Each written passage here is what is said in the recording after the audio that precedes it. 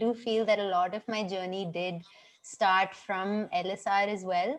That even though I picked up this hobby in when I was, I think, in 10th grade or so, and this was about 10, 11 years ago. Um, but I used to do it really badly because it was just a hobby. Like, I used to have a hula hoop just lying in my bedroom, and like everyone has a hoop in their house, it would not be used and it would be catching dust, and I would just play around with it like a toy, and or exercise with it, just move around. But I think, like, through the years I started learning a few tricks online, and I had like, I mean, I'm self-taught, so I learned everything on YouTube. And back then, YouTube didn't really have any videos on hooping apart from like four, five. Like, you could basically cover all tutorials of hula hooping within like 1 hour, because that's how little content YouTube had. And I didn't have any background in dancing. I actually didn't like dancing because I found it very difficult, and I found it very intimidating because I think throughout school, like, I would never get selected for the annual dance functions, and they would always put me in choir. So I used to have this general notion about dancers are just like these kinds of people that you just, they're like snooty or this or that. And so, anywho, like, I used to keep practicing it, and then college was about to come, and I definitely knew I wanted to pursue psychology. And LSR, you guys know LSR's cutoffs, or like, I don't know, I don't know what the cutoffs were like long time back, but at least in my year, the cutoff for psychology was 97.5. And I missed the LSR cutoff basically by 0.5%, and I didn't and psychology doesn't have a second list, it just has one list. That's true. So I thought of applying through ECA, and I knew for a fact that I wanted LSR because also my father grew up in Lajpat Nagar, so in his head also he's just like, my daughter will go to LSR. He was in National Park most of his life. And so I mean, I think in my head I really wanted LSR, so I just applied, and I took history honors. I just paid the fees, and I got my ID card for history honors. And the ECA list opens a lot later. I'm just sharing an anecdote because this is how it all actually began, which Yep. interviews aren't gonna take in because it's too lengthy a story. But it was I I basically wanted to apply to colleges that had psychology honors, and LSR had it, JMC had it, IP had it, North Campus, and LSR was literally the only college that had video prelims for an ECA round, whereas all other colleges had this showing certification. And I thought, shall I apply with hula hooping? I mean, it's not really, it doesn't fall under the dance music bracket, and I don't have any certificates for it. But LSR, for some reason, is giving me an opportunity to give just a video and get the first round in. So I made a video of myself, such a bad video in retrospect.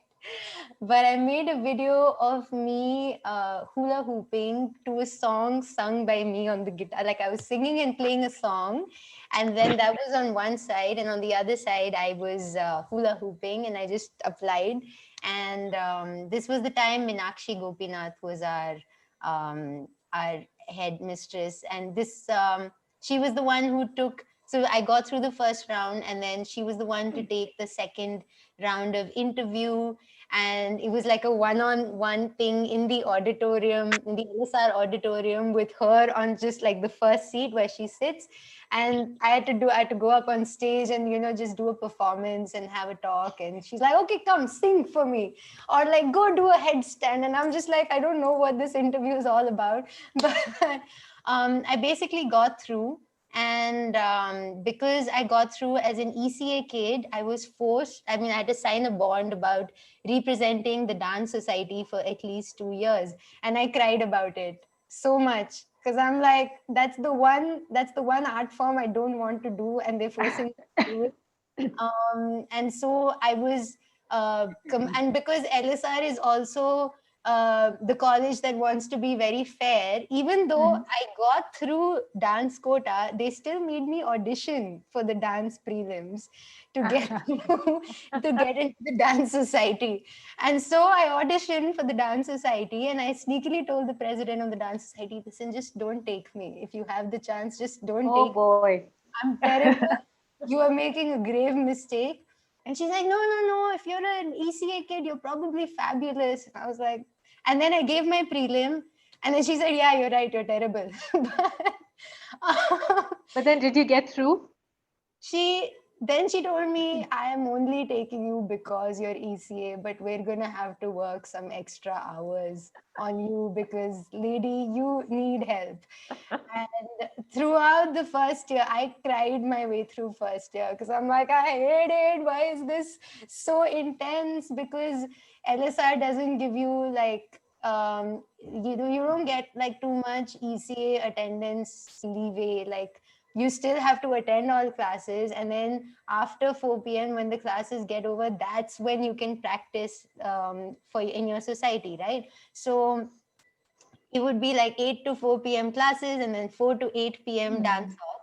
And when fest season also started, like you're not getting attendance for it. I'm running after the teachers for my attendance. They're like, we're not signing it. You don't come and submit our work. So from everywhere, it was just like, why am I in a society? Nobody respects us, and why I should be studying. And everyone, in our class are toppers, because if you're in LSR, you have probably topped your class in some way or the other.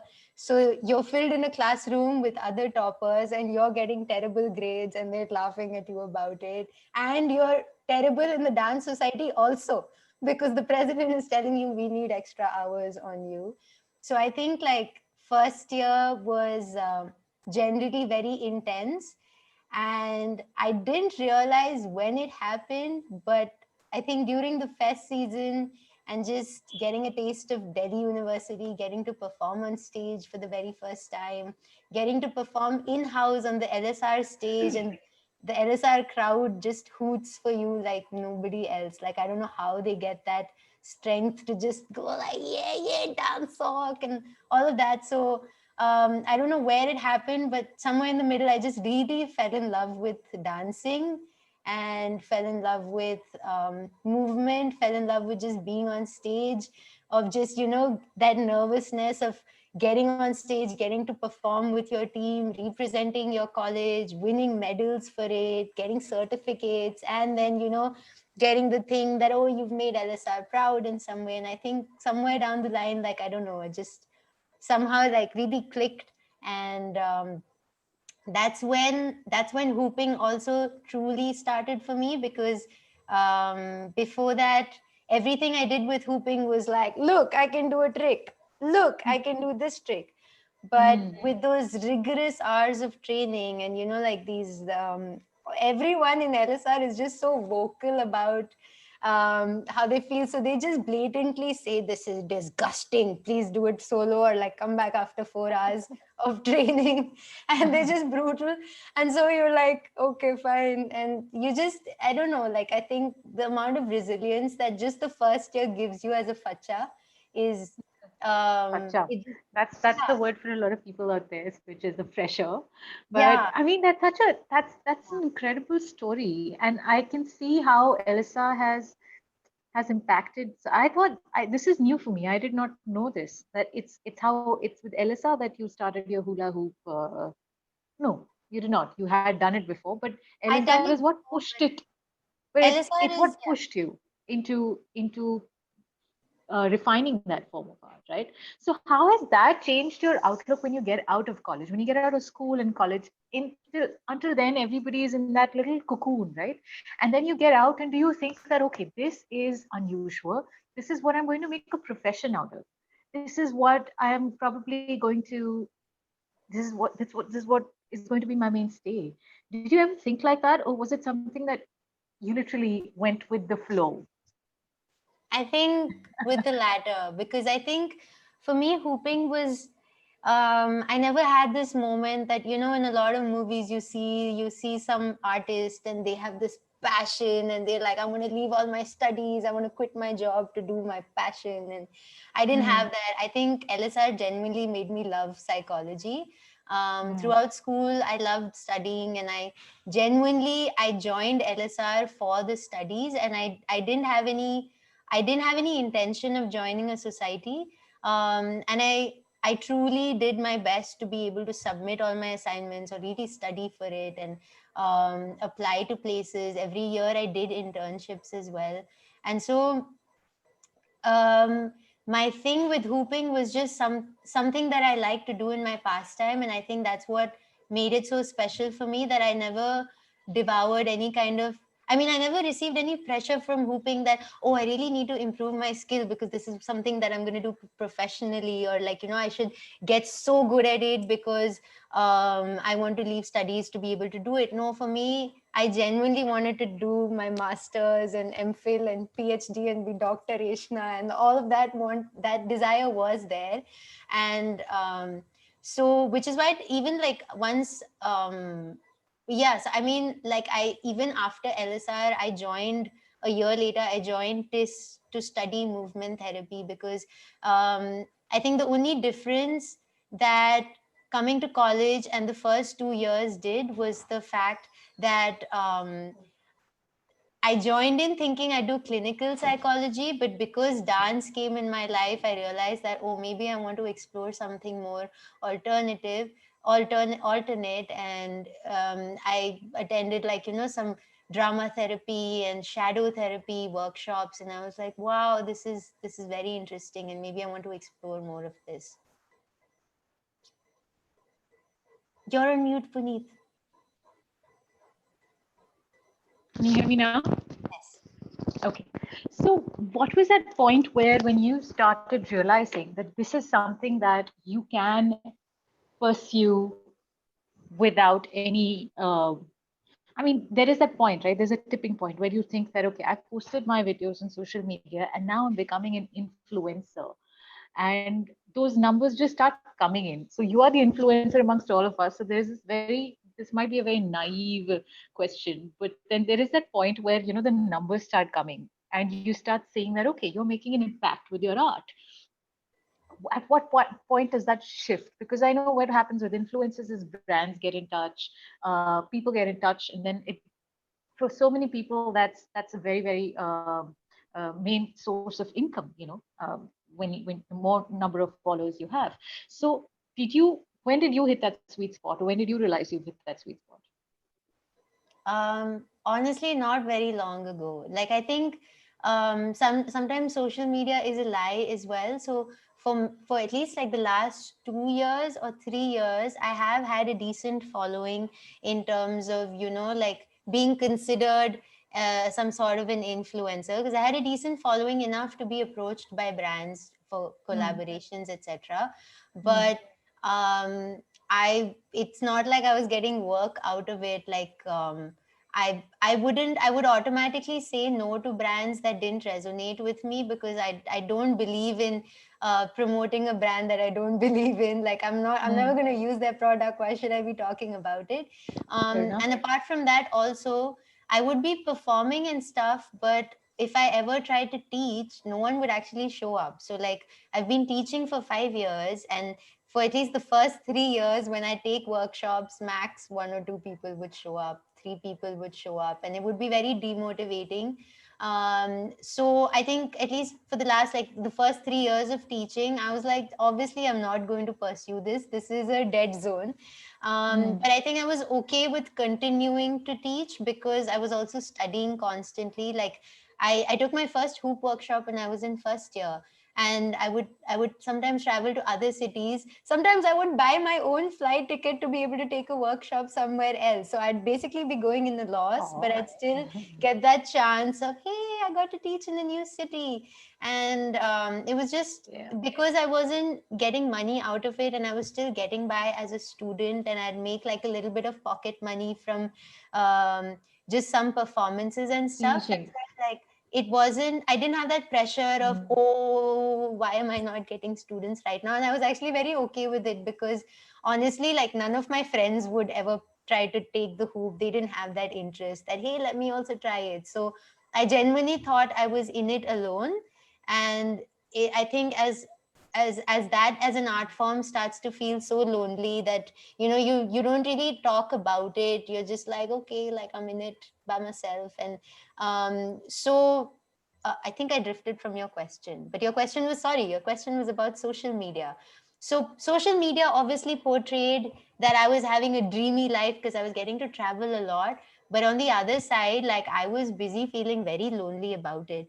And so that's why now, at a time when I am getting recognition and brands are coming my way, and there's this sudden influx of like followers and DMs and everyone's intrigued, a part of me is that, Mm. this is great that people are discovering it. But on the same hand, that I can't help but feel like really grounded about it, because I think I've had that journey of like from zero to this. And so I don't, Mm. yeah, so I don't, that sweet spot, I'm actually like, I'm not at the sweet spot. I'm at that negative spot where I still have like an immense amount of self doubt, or, just like insecurities and whatnot, because I'm still like, why are they? I don't know. I don't think I deserve all of this attention. Why are people giving it? So I'm kind of trying to work towards a little bit of narcissism. Uh, No, but I think this is phenomenal because what this allows you is to put your message out there. And I see that a whole lot with a lot of people that, now it's not just about our dreams and goals are not about, okay, I want this much wealth or I want this car or I want that brand and I want to own. It's not acquisitory in nature. It's more about what I want to give out to the world. That's become especially with the youth, I see that that's the aspiration, that's the goal that they seek to achieve. That what is it that I want to give out to the world rather than what do I want to take or make out of it in terms of material, which is also fine, which is great, and you can also share that. But what is the message that you feel that we all have our stories, we all have a voice which is louder than the other voices in our head, and something that we want to give a platform to. So with the form of art that you're doing, hula hooping, which is still very unusual for a lot of people in India, how do you want to put that message, and what is that message that you want to put out there to women, to men, to everybody, to children, to adults, old people alike? I mean, age and gender across the board.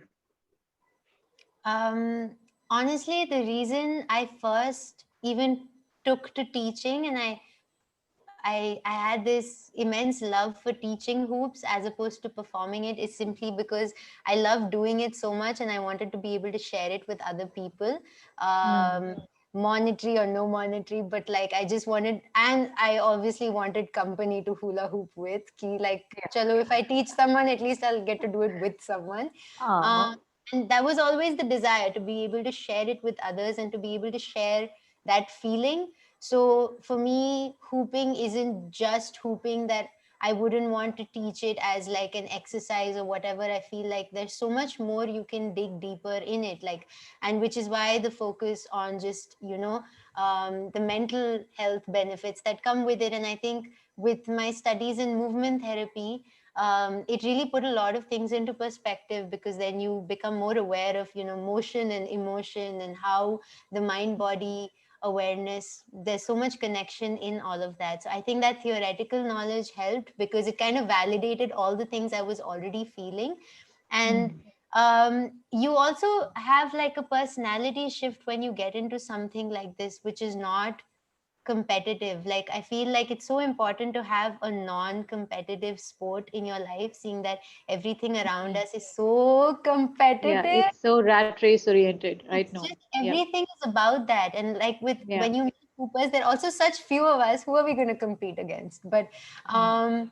it's also like, just to be able to share space. So even when you say this, that how do you um, in a place where, how do you voice yourself when so many people are also trying to voice their opinions? I'd say listen to their voices as well, because I think as people, we want to voice so much that we forget to like pay attention to the people around us, and um, just that so I mean the greater vision of it all, like that everything right now in my life revolves around hooping, but I do feel that there's a lot more that this space can offer than just hooping. And it's just a space for like people to be able to express. And even if we want to have difficult conversations, you know, about what's happening in the world politically Yep. right now, because I see a lot of hobby related platforms, like, you know, fitness programs, or whatever platforms, or like music WhatsApp groups, or whatever classes that you have.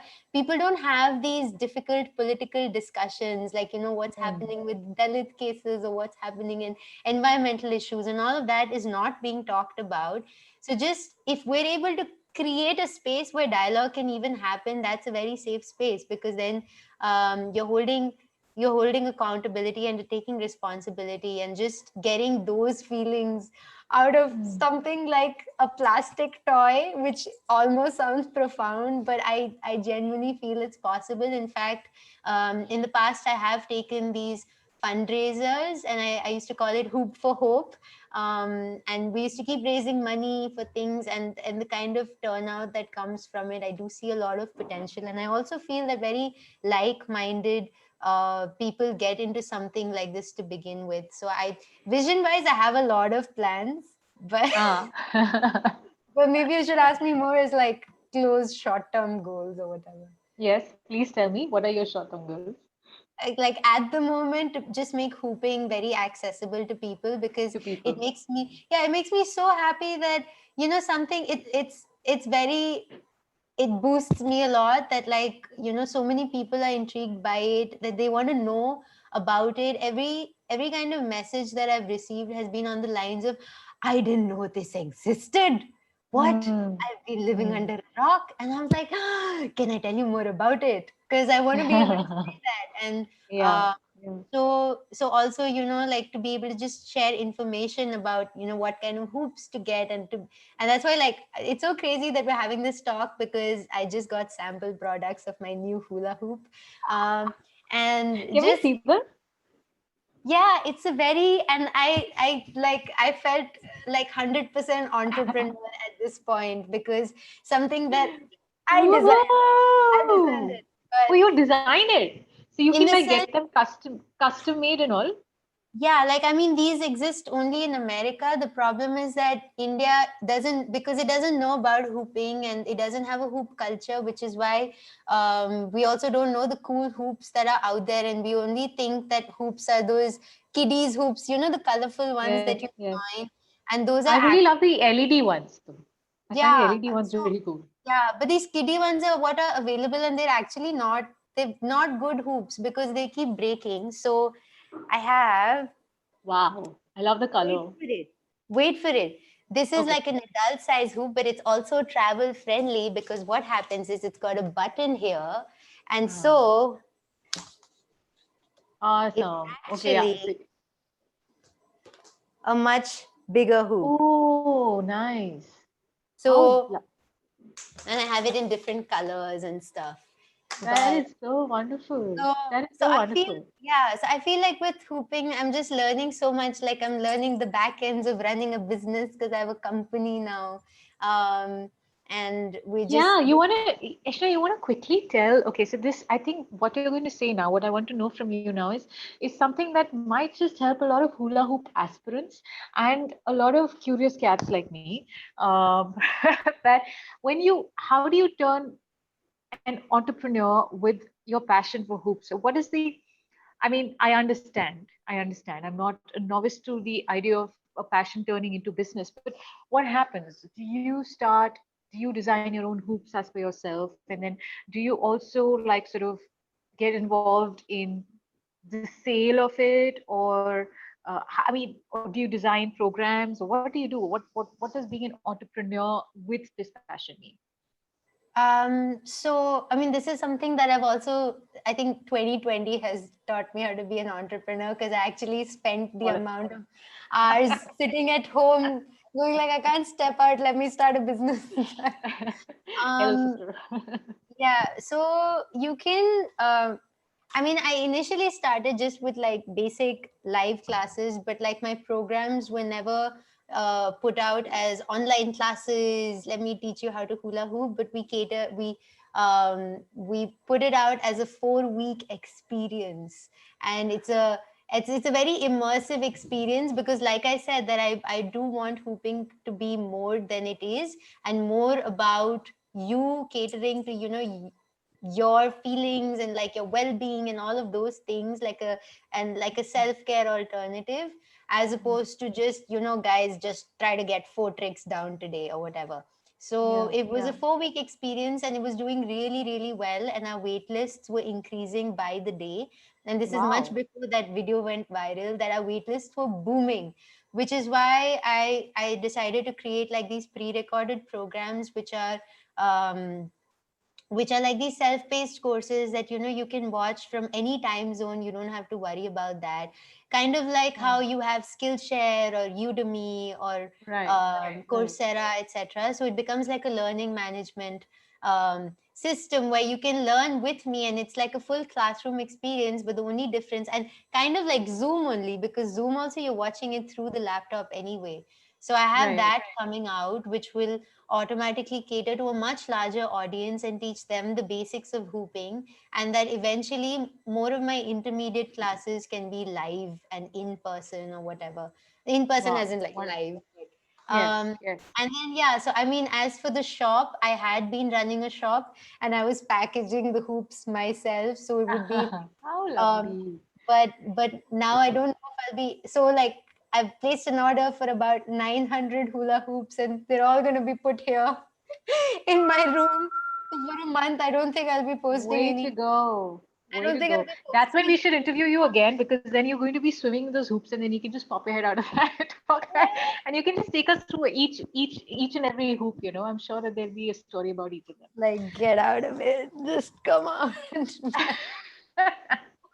It's a lot of fun, and I have a team now. So we're a team of like three Oh, people, is it? Okay.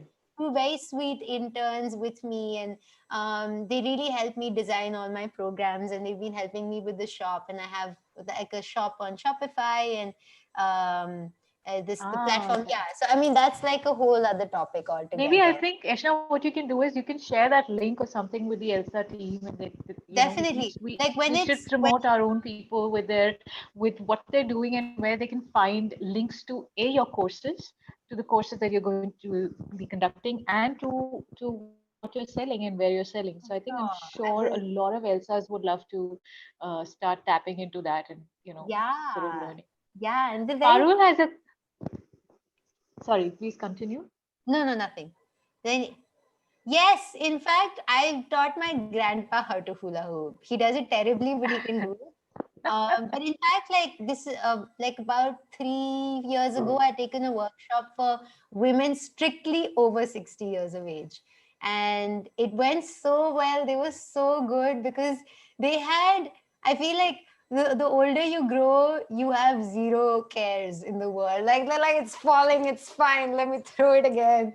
Otherwise, I think people who are closer to my age, who they get like, I mean, at least in the 30s, like people just get so scared about dropping the hoop. It's almost philosophical that you throw the hoop, but you don't want it to fall, so you just grab onto it. And I think 60s really know how to just let go. It's Yeah, very yeah. The inhibitions go off, right? So, but right. actually, Parul's question actually makes me also want to come to the question that I had for you is that the female body and flow and hula hooping, because, okay, so I'm going to tell you this quick thing about a friend of mine who's a pole dancer. And she says that when you're pole dancing, you need to be minimally clothed because your body can then get a grip off the pole. So that's like an essential to be wearing minimal clothing, right? And there is a certain way that people look at the female body. Women themselves they become body conscious, some of them, and they're like, how can I be so underdressed and have people watch me? And she said, within a few weeks or a few days of those women coming and doing that, the pole classes, they just start becoming so confident of their body. That's one. And second is that also women of all ages, or I mean, in flow actually, in flow and pole actually both, but essentially women. the female body, when we have so many, what do you call, there are questions, and there are comments, and there are remarks about the female body, whether it can handle that kind of movement and flexibility, which it can. But then I want you to unclutter the thing for me, that how do we get into that, and how does flow enable us to flow art enable us to work with our bodies, or how do our bodies enable us to work with flow? Because yes, you've spoken about people of all ages, but there is also this societal way of looking at the female body. You know what I mean? The societal gaze of the female body. And I believe even in flow art, even in hula hooping, we need to be dressed minimally in order to get a better grip of it. Correct me if I'm wrong. Although what actually happened with your now right now is, I think, which is what connected people of all age groups, is like they saw somebody in a sari and sneakers and hula hooping. So that just, a hula hooping, which is new for a lot of Indians, and then doing it in a sari and sneakers. So I think that just kind of upped the curiosity level. So I want you to talk me through both, doing it in the attire. Let's talk about the outfits about it with respect to this form of art Wow. Okay. and the I'll body. break this into, I think, three categories, starting Yeah. with the body image. Coincidentally, I think all my psychology teachers in LSR kind of used to verbally point out my self-esteem issues, and especially in Hmm. psychology, we'd have to do all the psychological tests on ourselves, and then they'd see my Yeah. score and they'd be like, mm. So they gave me the topic of doing a research paper on body image and low self-esteem. And so I spent Hmm. 6 months just doing research about body image, because that's something that I used to feel very strongly about. And I would have to also interview a lot of other classmates from mine from LSR, and I'd have these basic standard questions to do the analysis. And I kind of realized that almost so many people, so many women go through body dysphoria, or like just very low body image, self-esteem, body Hmm. self-esteem. Hmm. But that also just made me realize that, wow, this is something that is just like a don't ask, don't tell conversation that I think almost everyone goes through, but also because of Hmm. how society makes us want to behave. And Hmm. I also realized one of the reasons I picked up hooping is because, like I mentioned earlier, I used to be so shy about dancing, about just feeling I didn't feel comfortable in my body. So when I hooped, um, no one would actually be looking at me. They'd be looking at the hula hoop. Hmm. So I had this feeling of comfort that I'm not being watched. They're just looking at the hoop. They're not looking at me. So I have this mask on around me at all times that I'm just Hmm. shielding myself with. And I'm like, look at this, I can do this trick. And if you take away a hoop from me, I'm like, throughout, like, what do I do now? I feel so naked, like you just took away my mask from me. And so that's, I think, one of the things that flow arts does. And even in movement therapy, a lot of times when you don't find, because there are literally two things for flow arts. Flow arts is, again, like hula hooping is part of flow arts. There are literally two things: finding comfort in your body, and then finding comfort in your body making contact with another object, which is like a hula hoop, Hmm. or it could be a juggling ball, it could be a tree that you want to climb, anything. So just the first part about finding comfort in your body was just, I don't know, like, all of you, maybe you can take your hand and just touch yourself.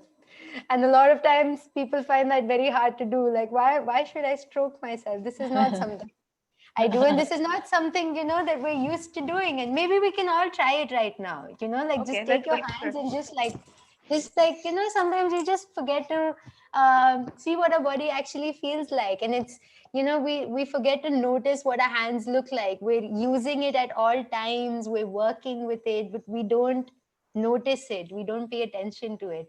And the other thing about, like, when you use it with an object, a lot of times interacting with a non-living thing like a material is so much easier than having to do something just by your bare body. Like, Mm. even when you go out for it, like, you're shopping or whatever, malls or like a hangout or whatever, you want to carry like a purse with you or some bottle or a handbag or something or the other, because if you don't have anything in your hand, not even a wallet, you're just like, what do I do with this? What do I do with myself? What do I what do with just what nothing in my hand? Mm. Yeah, so I think it's always very comforting to be able to hold something. So for me, like, this has been always like, I'm always moving around like this, and my hands automatically have this kind of a grip because they're so used to holding this. And that's something that I've noticed even when with my students, and my students, like, even from these programs range from like 16 years of age to like 55, 60 years of age. And it's so interesting to even see them interact, because everyone has a very different way of interacting with the hoop. And the thing about flow arts is there are no rules at all. It's not like Mm. a ballet or a Bharatnatyam where, you have these postures, you have certain hands. No, you can actually, like this is how I would take a class, that you guys, you take a hoop and you throw it and let it fall down. And like, so all of it is literally, they can just throw it like that, they can throw it however they like. There are absolutely no rules attached to it, so automatically whatever you're doing is not wrong. It's just a very different way of doing it. And because every Mm. body type is so different, that's why it Mm. caters to every body type as well. And that's why it's so, like, it's Mm. very welcoming in that way. And that's just personally what I feel and what I've noticed.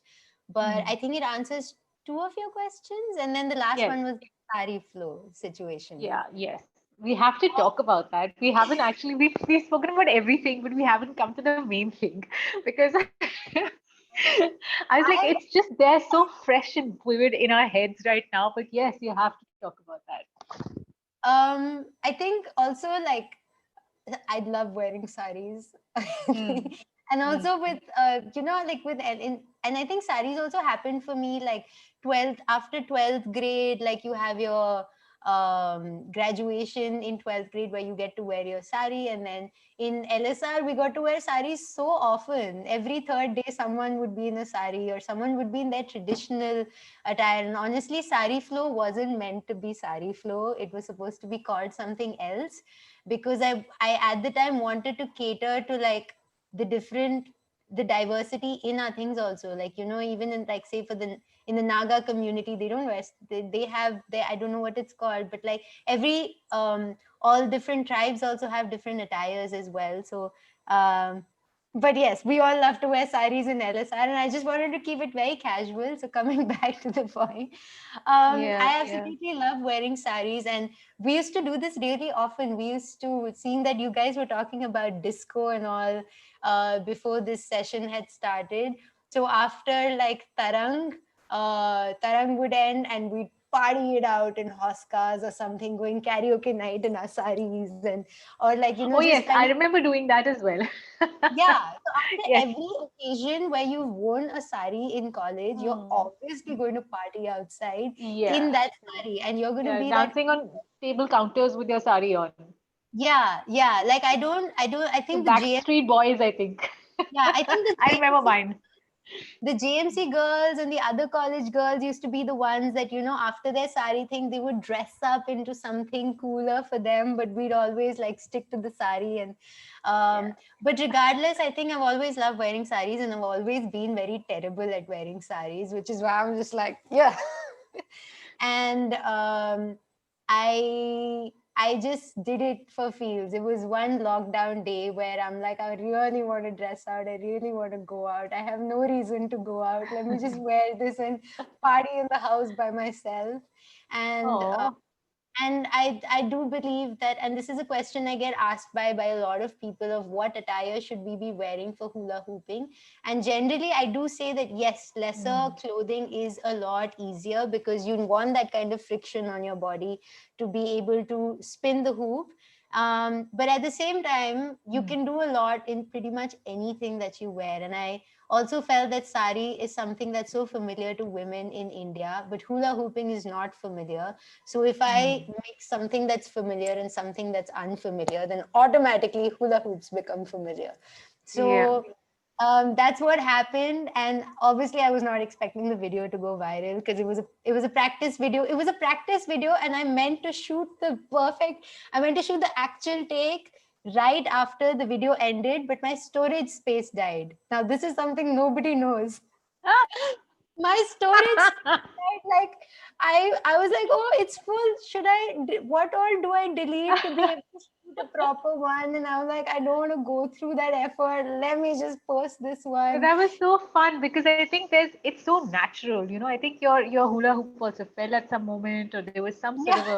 It was so natural. It was just, I think, it was a combination of everything that connected with people, and Yeah, I was also in my head. I was like, "Oh, this is a nice warm-up session." I think I have in my head like what all I want to use, where all I want to use it. I kind of gauged the choreography in my head, and then boom, storage space happened. And I'm like, I'm now too lazy. I can't be bothered. might as well post this. But so tell Yeah. me, how many hours in a day do you hula hoop? Like, what's an average time that you spend hula hooping? Not a very inspiring question Not? because Okay. that's not a very I'm that person who loses motivation like this. Mm, um Sometimes, like, even so, that's why this took me 10 years, because in the 10 years, if I actually count the amount of time I spent on it, must be 5 years. mm, Like, I'd sometimes hoop for like 7 hours, 8 hours a day, and then I wouldn't hoop for 6 months because I'd just be mm, like, I don't want to do it mm, or mm, whatever. But mm, and I used to make myself very, like, I used to keep blaming myself for it. Or I used to regret that I'm wasting so much amount of time when I could be practicing and making use of it. But I think in retrospect, I'm very grateful for that, because that's when I would be exploring other art forms, and that's when music came in my life. That's when all the other hobbies that I have came into my life, because I'd be dwelling in, like, different forms of art. And so what I'd notice is that I do those things, but I would always come back to my hoops, like a toxic relationship that's actually not very toxic. mm, So I'd come back to my hoops, and I'd realize that every time I explored another art form, instead of having that art form as in isolation, that art form would automatically get amalgamated with my hooping as well. So if I had a certain interest in capoeira, which is a martial art, I wouldn't be doing capoeira and then hooping. I'd be doing capoeira while hooping, or I'd hooping. be, Mm. yeah, or I You'd would be, combine them. Mm, yeah, I would have this real habit of, which is why, ukulele and hoops happen, because I'm like, I want to be able to do both. I want to do both right now. mm, mm. So yeah, so I think my level of distraction has kind of worked out in my favor. But that, to answer your question, it's the same. Like, even now, I practice sometimes like 1 hour in a week, or sometimes like 4 hours in a day or so. So No, that's great. You know why? Because I think we were speaking about this a few days back and also a few years ago. So I just want to just deviate for a few minutes, and I want to tell everybody that Eshna and I met a couple of years back, and at that point of time, it was just. I mean, we were just chatting, and I knew about Eshna's hula hooping and all of that, and then we were catching up, and I was for archery for my organization. I was trying to profile artists, so that's when I got in touch with her, and at that point of time, she told me about capoeira, and she mentioned about these classes, and then we got, and that's how we actually got so I feel that this is something that has come up in the conversation, that when we have different forms of art, the creative energy, the source of creative energy is the same, and it just sort of manifests into different forms of art. So sometimes one form of art feeds the other. So when you talk about capoeira or music, I'm sure that that feeds your flow art, right? Because in that, I think there's also the space of artists need that incubation space. They need to just sort of lie low for a bit and allow that mental processing to happen. The spirit, that processing in the spirit sense of our energy field, let that happen. Am I right about that? definitely, most definitely. And I think that's what keeps happening. And that's how you grow also. So I'm very open to that. So And I it's like see that guitar. Is that a guitar or a ukulele behind you? both. Oh, both. Both. Both. Would you like to like strum something for us? I think a few people did ask if you could, Really? if you For the guitaring and not the hooping. Wow, I am both impressed. actually. I mean, it's. Oh, both. Do you want to do both? I mean, I this is your space to do as you like. I don't. So the But thing with I'm sure people are itching to watch you perform. So whatever you want to pick. this will be one real blooper because I was not prepared for ukulele plus hoop. So the thing with the ukulele is I don't actually play the ukulele. The guitar is something that I play, and the ukulele, because it's such an easy version of a guitar. Every time a song that interests me, I'll be like, oh, let me see the chords. Let me play it one time in my life and leave it. Um, so whatever So I've go for ever the played, hoops. Go for the hoops. Let's start with the hoops and whatever I can you try. can. I can try. Like if I will, I'll see what I remember chords wise. But otherwise, like who? Let me see. Actually, why not? Uh, Let me see how big a fail it'll be. I can still like hold the hoop and so you move it and. Woohoo! I was actually singing one of my school songs just a few days ago. Oh, you know what? I've been doing this thing with my grandfather where because my grandfather used to play the veena, but because he doesn't have the veena here, I've been trying to play it with the guitar, and Oh, so I'll just what was that? Okay, so I'll just try to like maybe hum a raga go for it. Oh while wow. On while a hula ukulele with the hoops. That's going to be fantastic. while doing a Carnatic raga. This is hilarious. I should record it. Jalaja Shagani ne Dagaba Si Chalala Marulu Kona Di Ira Chelia Anela Ravade Nira Gari Gari Sari Ni Sari Gari Ri Sani Ri Ni Gari Ni Sari Pani Sari Ga Pa Gari Sari Ga Pani Ri Ga Pani Sari Ga Pa Pani Sari Ga Pani Ri Ga Pani Sa Re re sa ni pa ni ga re sa ni pa re sa re ga pa ni sa re ga re pa ni sa re ga re ni re ga pa ga re sa ni pa re ga pa ni ga re sa ni pa re sa ni pa ga sa re ja la ja. Wow. I Woohoo! don't know how the singing was because I was very little That is croaky, but so, it's so brilliant. awesome. That is I wonderful. tried I am I tried to talk with it. That is lovely, but I hope you're putting up you would make. I'm hoping that you're going to put up seriously think about putting up this as a performance, like work on this as a piece altogether, I was if you actually so haven't like the already. thing is Because Sari Flow went viral a little too fast because I actually have like some 7, 8 more Sari Flow videos which I was just like, I'm not posting this anymore. Now I've overdone this. It's been a kill. But um I'd love to oh, such sweet comments, everyone. but Thank you so much. make this a performance, Eshna. Yeah, definitely. Like Make I this would a love to. performance if you can, This because is this literally is okay. so. I mean, I this swear might just. I've never tried this before. Like this is actually the first time I'm trying it. So maybe I'll try to Wow, practice and try to wow, sing it better also because I was like, but wow! oh This my is god, amazing. This is it's amazing. like we Really have work our on own. this. We would really want to see you all. I'm sure there's a thumbs up from everybody to want to see you all doing this as a full blown performance. Work on Yeah, this. It's fantastic. And I think when you said that you want to bring the sari and the hoop so that you can make both, you can make the hoop familiar. I think with this also this thing of they would be, the Puritans would be like, oh no, Carnatic music or this or Bharatanatyam or these forms of art and music and dance you shouldn't touch. Yeah, But I feel the more we contemporize it in terms of, like fusing that's it how with something else, is it's how you alive. actually get people to appreciate even very traditional forms of art. So I feel a lot That's of how Carnatic people who want to listen to Carnatic music or want to enjoy it, who want to be introduced to it in a certain way, this is, I think, a fantastic way to actually check on all the boxes. So please, yeah. people alive. Yeah. It's But unusual and it's amazing.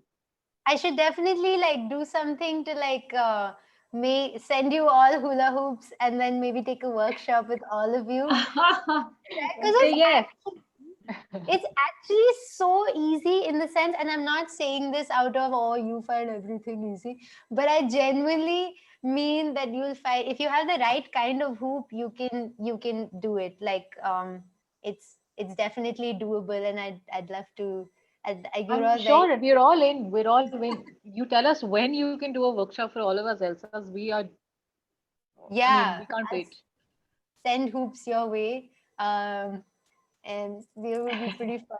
But Yeah, so Eshna, where are your hoops available? So you have to share that link so so that this people is a can. sample. This is a sample hoop. It's not out in the market yet. As I told you, I've this. You guys are the first ones seeing it because it's nowhere on social media. You'll find it at the moment. But as soon as it is out, I will send a link to. I think you or Smita or Malini or anyone. Yes, please do. Please do. Please do. Oh, you're on my mailer list. How nice. We have a really sweet mailing list where we talk about how my cats help me package these hula hoops because they make it actually very dreadful. Like I package it with newspaper, they tear it. I try to put paint on it, they walk over it, but So I think would you give a new meaning to like bell the cat with like make your cat poop or something? I don't know. I mean, my would you cat is design those? yeah, my cats are actually part of my branding. So they're actually a very important part now. In fact, we have stickers of their faces. Mm. How lovely. And what are your cat's names? What are they Um, called?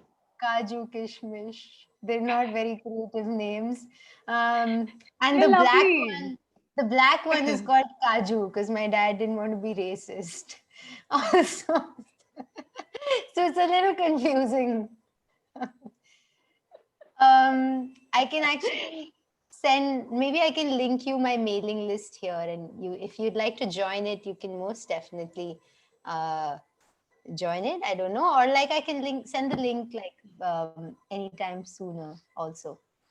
But yeah, this is just been so lovely, like just absorbing all of your faces, and It's I so hope to like wonderful. see at some point or the other.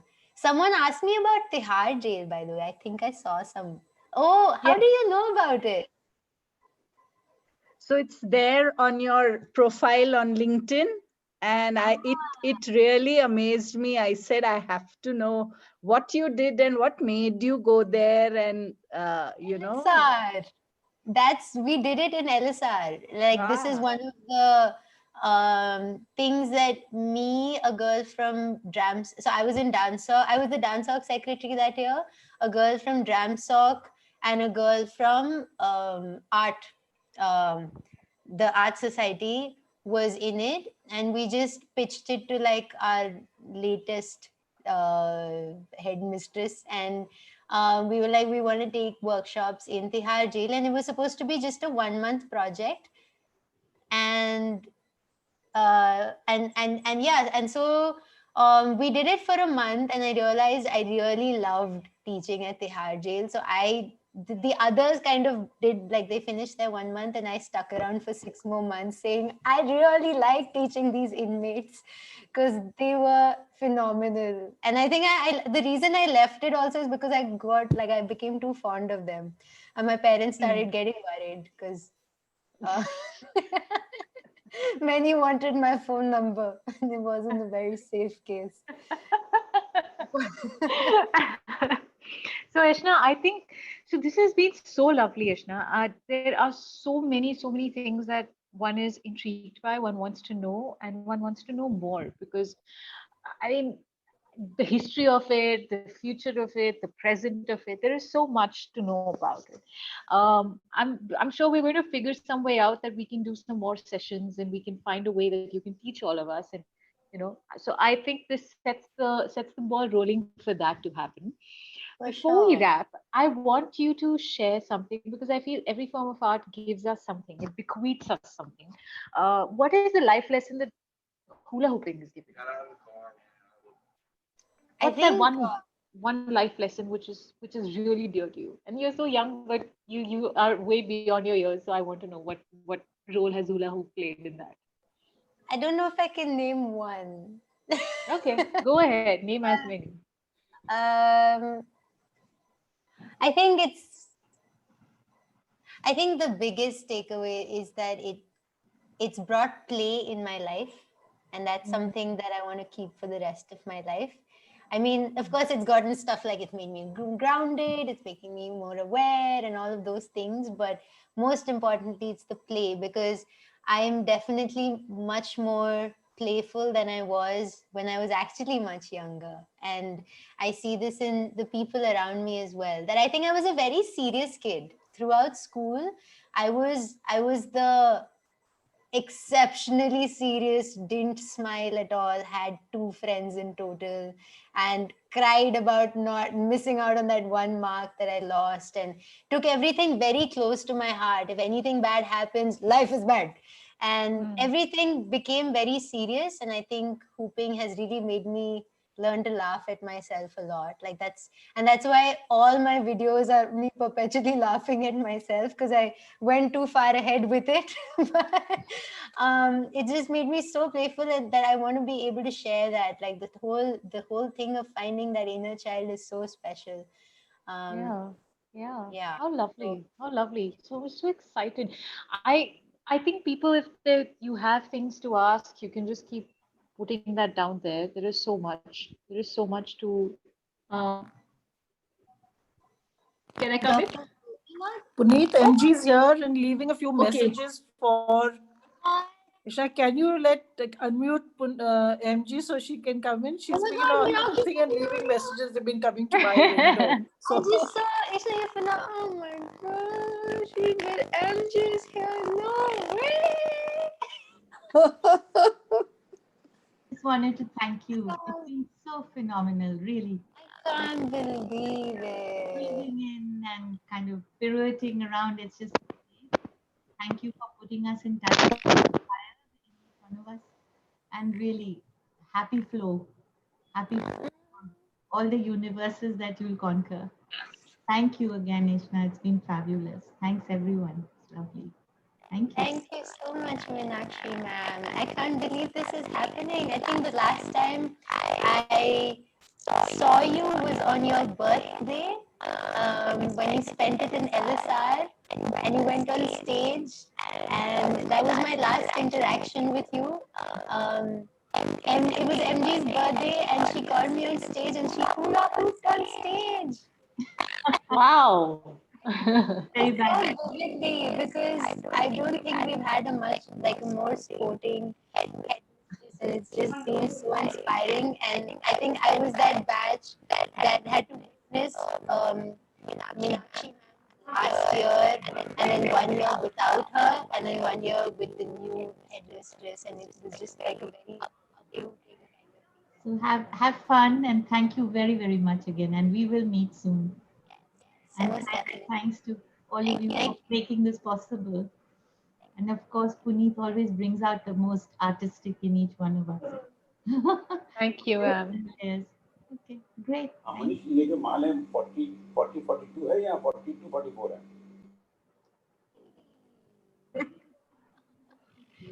This is incredible. Completely emotional. This is so lovely. This is so lovely. That is MG. Smita, Smita, you want to wrap this? Parul, do you want to say something? Yeah, I just wanted to Neelu had a say, question, Parul, before that, before you say. yes, Neelu please. wanted to Yes, ask a please. question. Yes, You know, please. Eshna, it is so beautiful. I was just imagining you dancing with somebody else. Have you found somebody who hula hoops like you? I was like, what do you mean? You know, you were doing it like it reminded me of the Swan Lake or somebody just ice skating, and it was just so beautiful. I mean, what you did just now with your raga. And I could just, I think that'll be the next thing, phenomena where you kind of, we see you pairing up with somebody. I just thought, let me just tell that, you know, share that with you. It's so beautiful. And I don't know, I mean, maybe you go around the world looking for somebody who can do it like you, I think, you know. I'm sure there are many across the world. For sure. All the best and lots of love. It's just, you're just phenomenal. Very beautiful. Thank you so much. This means so much.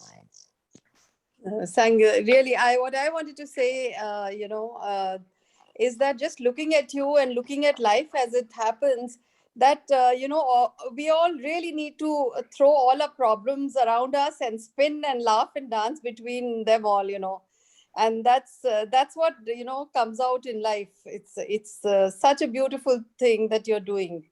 Thank you so much. Thank you. Thank you for sharing that. And like everyone is showing up. Yes, we are very happy. Thank you, Eshna. It was really a lovely program. Very, very nice. And very inspiring. Very inspiring. Thank you. All of Are you us, based the in Delhi? 18. Are you based in Delhi? Yes, I'm based in Delhi. Who asked? Can I say? It's been a delightful session, Eshna. Thank you. I'm so glad you enjoyed. How do you actually pronounce your name?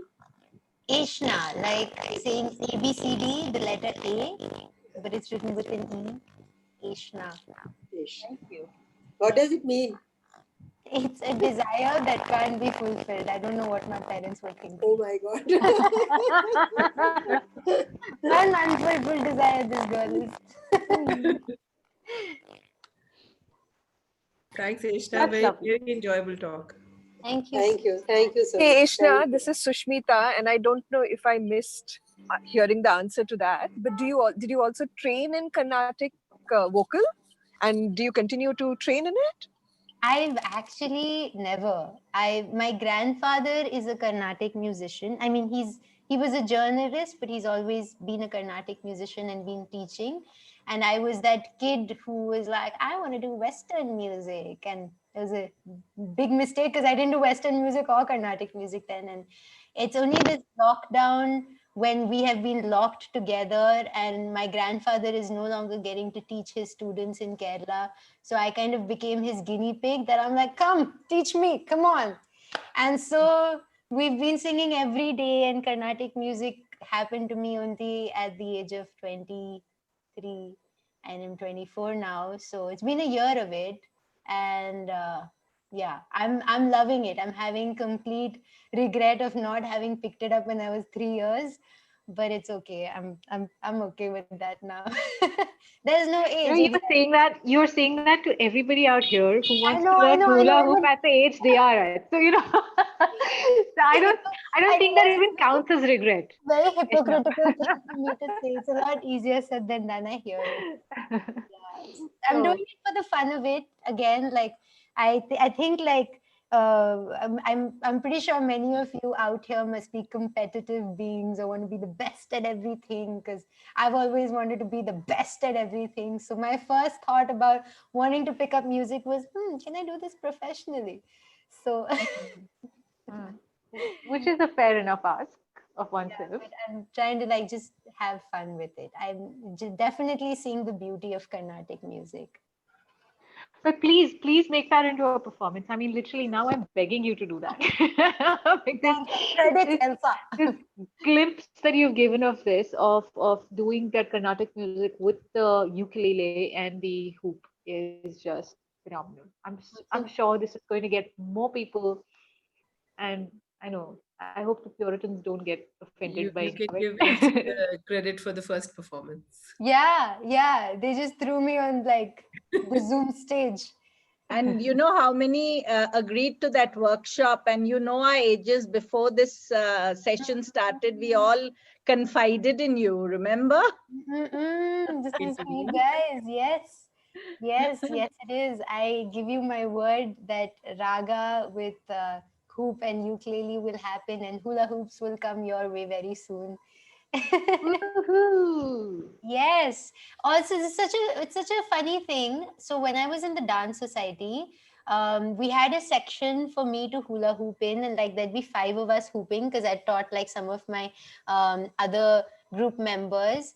And so we used to, for every fest, we used to travel with hula hoops. Both the years we used to travel with hula hoops. And once I graduated from college, like my juniors, I taught them also hooping.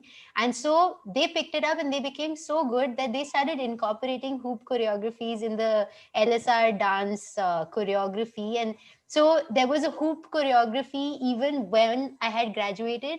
And it's so funny because when I was in college, when people used to see hula hoops, they'd associate it with me. And then there was this one time I was in the metro and I had my hula hoops and someone came up to me saying, "Are you from LSR?"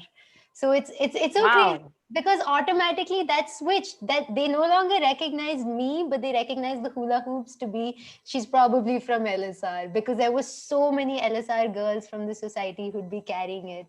So this is kind of feeling like that same thing, that, oh wow, Elsas are gonna have hoops now too. How lovely. How Yeah. lovely. Thank you so much, Eshna.